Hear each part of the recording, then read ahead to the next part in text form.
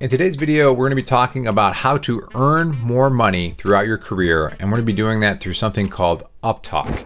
Now, if you're not familiar with this, don't worry, I wasn't until researching this video, but this is something that's going to be very, very helpful for you, and I realized that this is something I'm guilty of. So to better explain this, let me share a story that actually happened to me where I was uptalking and didn't even realize it, and I was destroying deals in a sales environment. So about 12 years ago, I was working for Verizon Fios, and what I was doing was setting up events in neighborhoods. I'm in Buffalo, New York, so we'd do these like 10 events, and we would drive people to those events and then close these deals for high-speed internet and TV and all that. And one of the guys I worked with is a sales manager and a super nice guy, and he realized that I had an issue with the way that I was setting up the orders. So what would happen was I was pretty young, and at a certain point, many times I had to ask for a social security number, and I didn't feel comfortable asking for that social security number because a lot of times I was 23 years old and the person I was talking to might have been 45 years old. So I would ask like this, can I get your social security number?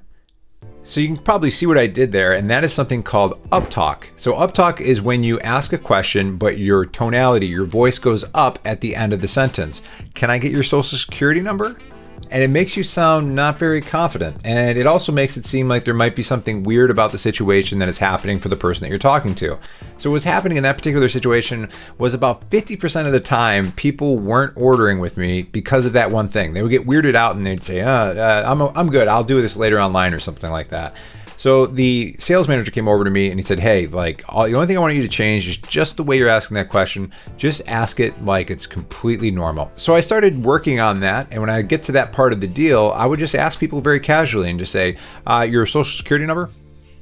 So just by changing the tonality, I found that 9 out of 10 times people were now giving a 23-year-old their social security number. Because a lot of times, communication is a lot more nonverbal than it is verbal. And in this case, it's kind of a little bit of both, but it was my body language combined with my voice going up, which is called Uptalk.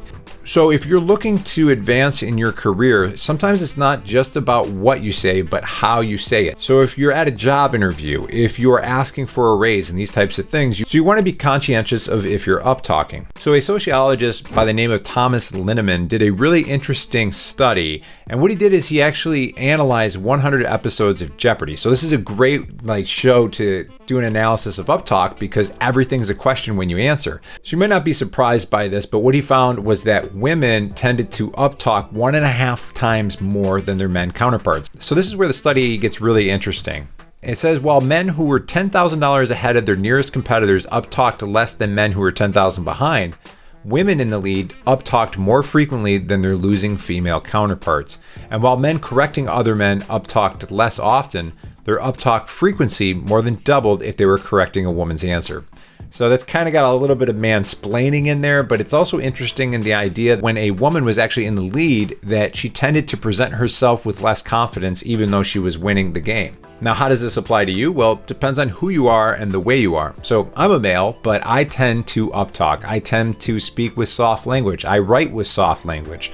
I learned about this because I got into the tool Grammarly, which then got into removing hedging terms. So these are words like possibly, potentially, I think. They're really soft words that make you seem less authoritative on a topic. So if you are interested, I would highly suggest checking out that Grammarly review. So no matter who you are, if you can write and speak more confidently, people are going to have more confidence in you. And when that happens, you're going to do better in your career. It's easier to get the job. It's easier to ask for the salary. It's easier to move up because people feel confident in you. So an easy way to remember this is Ron Burgundy. Somebody puts the question mark on the teleprompter and he says, I'm Ron Burgundy? Don't do that. That's uptalking.